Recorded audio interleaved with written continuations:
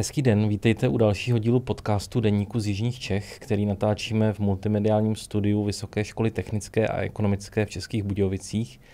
Naším dnešním hostem je primátorka Českých Budějovic Dagmar Škodová-Parmová. Vítejte. Dobrý den, zdravím vás i diváky nebo posluchače. Těch témat, o nichž bychom vzhledem k rozvoji města mohli mluvit, je bezpočet. My se ale zaměříme na kulturu, konkrétně na adventní program. Teď si možná diváci a posluchači budou myslet, že jsme se trošku zbláznili, protože jistě mají ještě v živé paměti ty horké srpnové dny letošního léta. Nicméně Budějovický advent je akcí, která se chystá celý rok a přesně tak. Právě v tomto období, tedy v září, ty přípravy vrcholí, jestli se nepletu. Pane redaktore, máte úplnou pravdu. Je to opravdu celoroční činnost, kdy ten náš Budějovický advent už je značka a tak, jak ho chystáme, tak opravdu si s tím dáme tu práci a není to všité horkou jehlou na poslední chvíli a de facto ono se nám to i blíží, protože okamžitě po oslavách 17. listopadu ten náš Budějovický advent je už na náměstí znatelný a už si ho můžeme užívat a užíváme si ho de facto 40 dnů v roce. Takže je to docela velká část toho roku a je třeba to pořádně připravit. Utíká to rychle. Zeptám se na novinky. Loni se divákům představili v nové podobě stánky, také vyřezávaný betlém. To náměstí, když se rozzáří a vánočně nazdobí, tak vypadá impozantně, celé zaplněné těmi prvky toho adventního městečka. Je vůbec co ještě nového návštěvníkům nabídnout, přinést? Tak my to vnímáme tak, že ten loňský ročník prostě nastavil tu laťku hodně vysoko, ale je třeba vždycky si říct, že nám přicházejí i stálí návštěvníci, tak osvěžit to něčím novým, tak to je taky náš cíl. Takže určitě se můžeme těšit na ty krásné domečky a na tu atmosféru, ale třeba nás čekají nové světelné prvky, což bude fajn a útulná tematická zákoutí, která máme připravená pro ty, kdo na ten advent přijíždějí anebo přicházejí po několikáté a samozřejmě se budeme snažit o to třeba si odzkoušet nějaké ty novinky, ale určitě bychom chtěli udržet tu laťku, protože nás hodnotil prestižní deník The Times jako 9. nejkrásnější advent vůbec v Evropě, což prostě je velmi zavazující, takže chceme to udržet. Ty světelné prvky, o nich jste mluvila, týkají se vánočního stromu nebo třeba i jiných částí? I jiných částí, jo. Vánoční strom také bývá oceňován jako jeden z nejkrásnějších v republice, takže určitě tam je to v takových těch dobrých rukou dopravního podniku, který nám ho nazdobí, ale co se týká celého toho náměstí, tak tam nás čekají ty novinky. A ta tematická zákoutí, která jste zmínila, můžete prozradit něco více? Jaká ta témata budou? Já bych nám ještě nějaké ty trumfy nechala na blížší čas, až se bude blížit opravdu ten 18. listopad, kdy otevřeme adventní městečko a řemeslnou uličku. Jasně. A tak. Necháme se překvapit. K trhům patří také kulturní program na pódiu. Můžeme tam být konkrétnější, zda už známe nějaká jména interpretů, kteří letos vystoupí?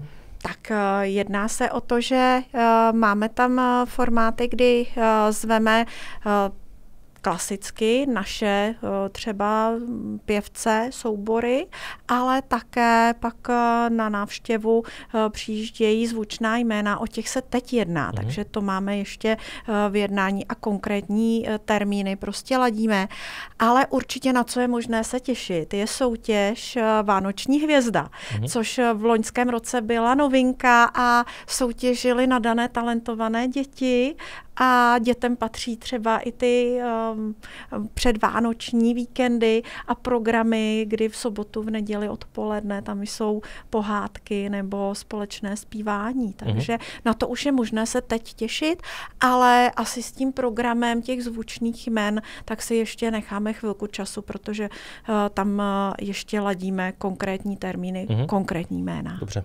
A co se týká teda té četnosti vystoupení, ta se asi nezmění. Každý den tam bude bude nějaká nabídka. Přesně tak, 40 dnů, 40 vystoupení minimálně a co můžu ještě říct, mimo to hlavní náměstí, tak je 20.12. adventní koncert ve svatém Mikuláši a Jaroslav Svěcený, tak na toho už je možné teď se těšit, to už máme prostě připravené.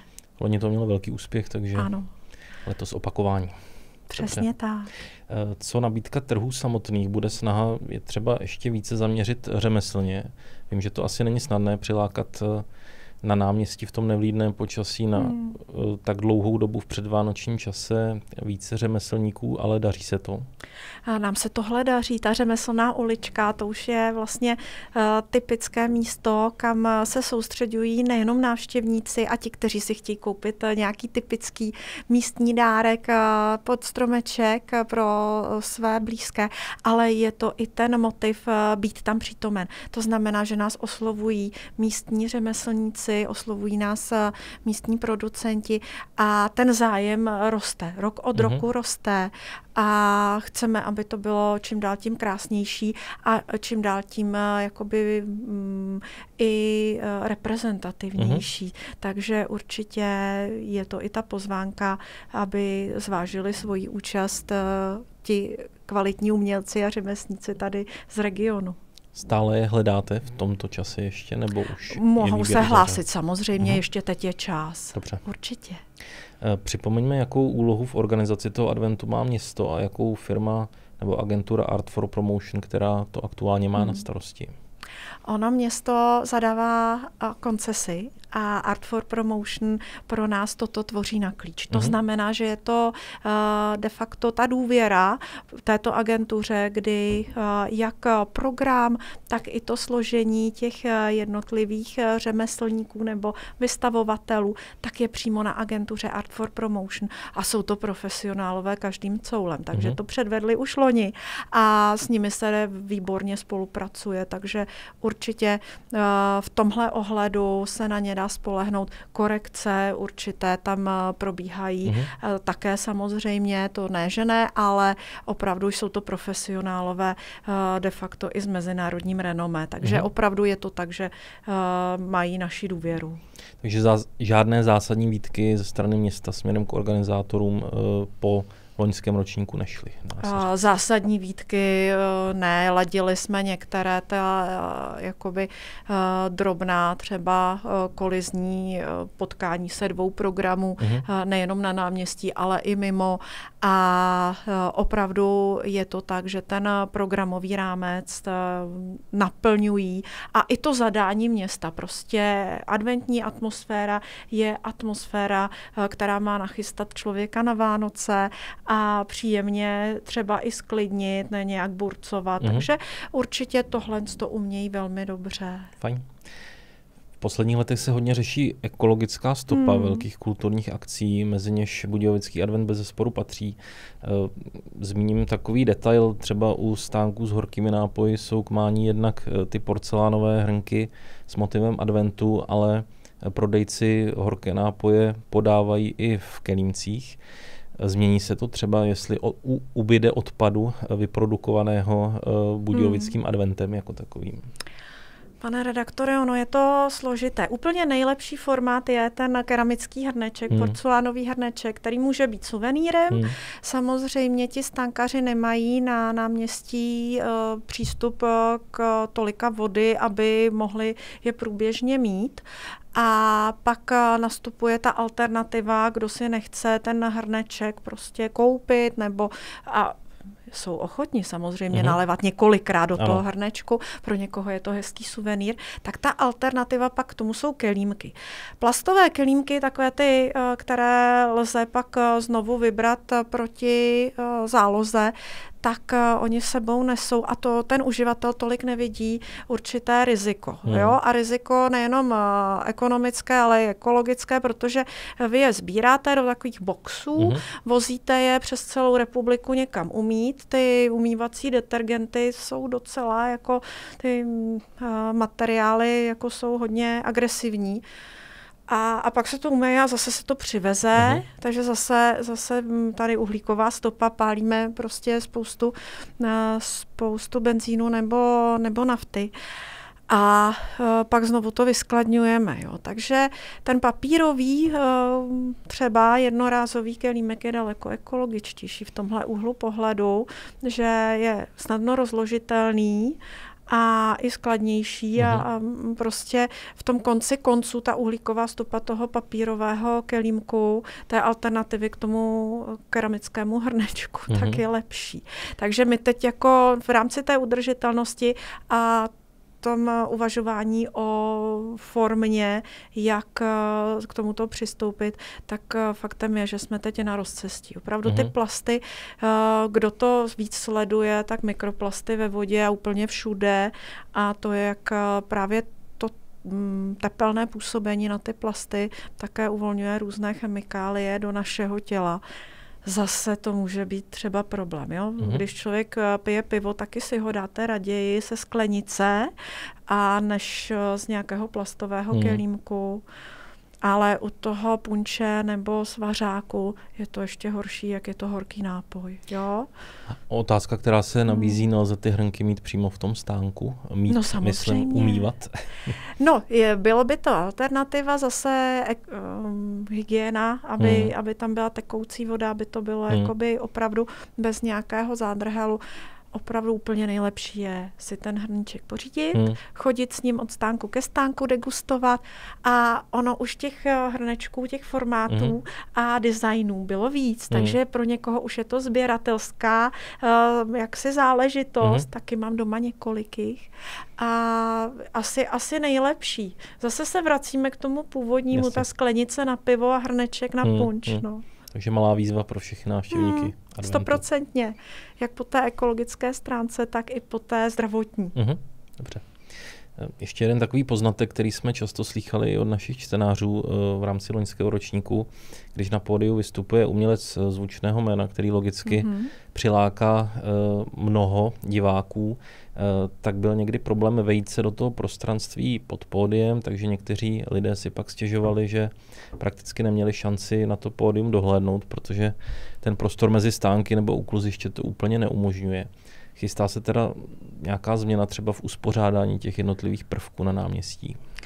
Tak určitě to ozvučení budeme řešit a ono ty koncerty de facto v atmosféře adventního městečka tak jsou úplně jiné, než když člověk jde na koncert třeba do nějaké arény nebo jde na koncert do amfiteátru. A tady to mísení zvuků, máme tam zvoneček přání, máme tam kluziště, na kterém prostě je hluk, jsou to i hovory na těch jednotlivých stáncích, tak samozřejmě tohle nelze eliminovat a ani to nechceme dělat. Jo? Je to tak, že kdo má toho interpreta rád, tak si určitě na ten jeho koncert koupí lístky a sem se přijde prostě jenom tak jako navnadit. Takže je to něco jiného, než když bychom to porovnali s tím profesionálním koncertem, kde to ozvučení prostě je tak, aby si ten hudební fajnšmekr prostě to užil. A je to tak, že není prostor na tom náměstí jakoby udělat velkou scénu a omezit tím ty prodejní stánky nebo kluziště, které opravdu je velkým tahounem a zůstává nám po celou dobu těch 40 dnů. Jo. Takže kdo chce vidět, tak musí vyrazit dříve zkrátka. Tak, přesně. Kdo dřív přijde, ten dřív mele, ono to tak funguje i tady. Dobře. Velký ohlas loni vzbudila Budvarská pivnice na náměstí. Ano. Dokonce vznikla petice za její zachování na náměstí nastálo. Bude i letos a zůstane i po adventu, nebo se zase uklidí? Budvarská pivnice, vůbec ten formát toho stánku, kde se dalo ohřát, kde se dalo popít pivo v klidu a možná si i koupit nějaký ten suvenýr od Budvaru, tak to je moc hezký fenomén. On vlastně Budějovický Budvar je tím pivem českobudějovického adventu a počítá se s tím dokonce, že ten stánek bude větší letos, takže na to je možné se těšit a abychom ho nechali na náměstí pořád, tak ano, jsme městem piva, ale určitě pak ty návštěvníky a až tam gasty tady z Budějovic pozveme do kamenných našich restaurací a pivnic, ale ne, abychom měli na náměstí Přemysla Otakara II. Dřevěný stánek Budějovického Budvaru. Jistě by se o tom hodně mluvilo, ale je to opravdu moc už. Je to něco, co by třeba nekorespondovalo pak s nějakými dalšími akcemi, které na náměstí pořádáme. Jasně. Tak. Dobře. Kluziště a některé stánky zůstávají na náměstí i po Novém roce.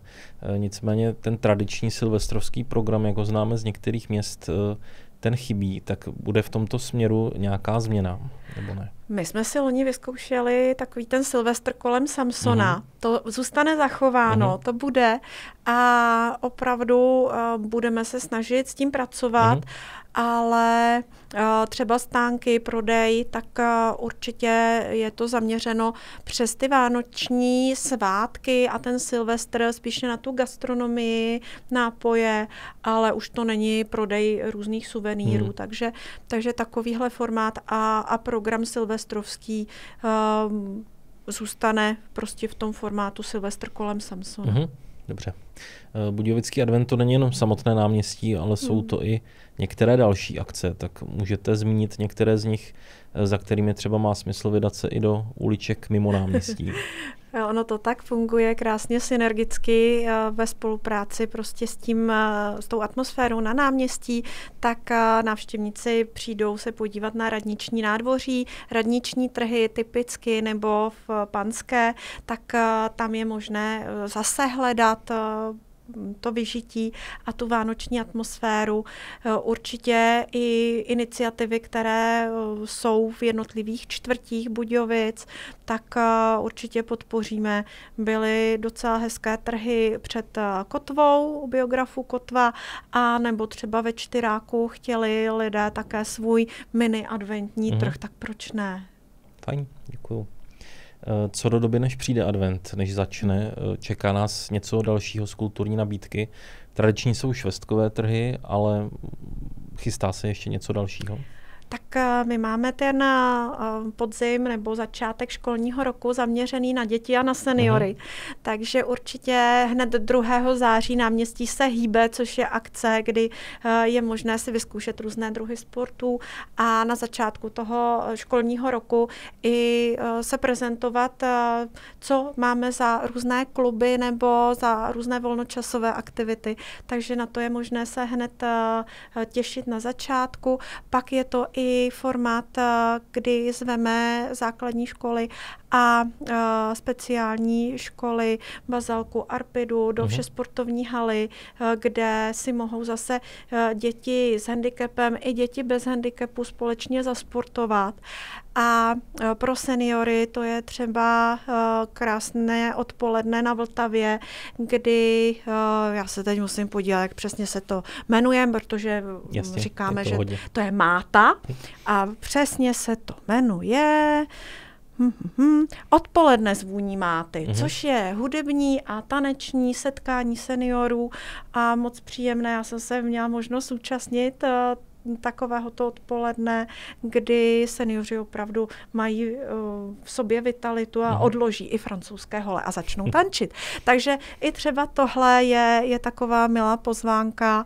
No a pak těsně před adventem nás čeká připomenutí si 17. listopadu, ten průvod před Jihočeským divadlem a bude k tomu i koncert kapely Oceán na Vltavě, takže určitě vedle těch švestkových podzimních trhů bude možné i třeba takhle si užít tu kulturu, jak na náměstí, tak i v našich kulturních domech, protože z toho teplého léta už se dostáváme pak do chladnějšího podzimu. Ano, půjde to rychle. Co příští rok? Chystají se třeba nějaké další akce i v souvislosti s titulem Evropské hlavní město kultury 2028, který Budějovice získali? Jo, je to tak, že my trénujeme pozvolna, prostě nabalujeme ty naše akce v tom formátu, abychom se měli na co těšit pro rok 2028. Příští rok je nejenom významný tímto, ale my budeme slavit 760 let města. Takže už vlastně i i tohle je pro nás takový impuls ukázat, jak to město se za ta staletí měnilo. Bude krásný koncert hned v březnu k tomuto výročí a potom také hudební festival Soutok, který je ve spolupráci právě města a zapsaného ústavu Evropské hlavní město kultury. Chystáme už tam krásné koncerty a bude to podobně jako letos. Jižní sféra, který jsme zažívali od půlky května až do konce srpna a prostě každý si ten svůj divadelní formát v tomhle festivalu našel, takže podobně i ten hudební festival, který nás bude provázet celým tím jarem, létem a užijeme si to. Takže opravdu je na co se těšit a těch programů a projektů pro ten rok 2028 tak je několik desítek, téměř 50. Takže určitě některé z nich už si vyzkoušíme i v tom příštím roce a nebo je zachováme z toho letošního roku. Jo. Dobře. Máme se na co těšit. Určitě. Já to vždycky říkám, že je důležité se z něčeho moc radovat a na něco se těšit. To je fajn. Paní primátorko, děkuji za návštěvu, za pozvání na bezpočet kulturních akcí. A vám, milí diváci, děkuji za pozornost a sledujte další díly podcastu Deníku z jižních Čech. Nashledanou. Já také děkuji za pozvání, za milý rozhovor. No a přijďte nejenom na advent, ale také na další kulturní akce. Mějte se moc hezky.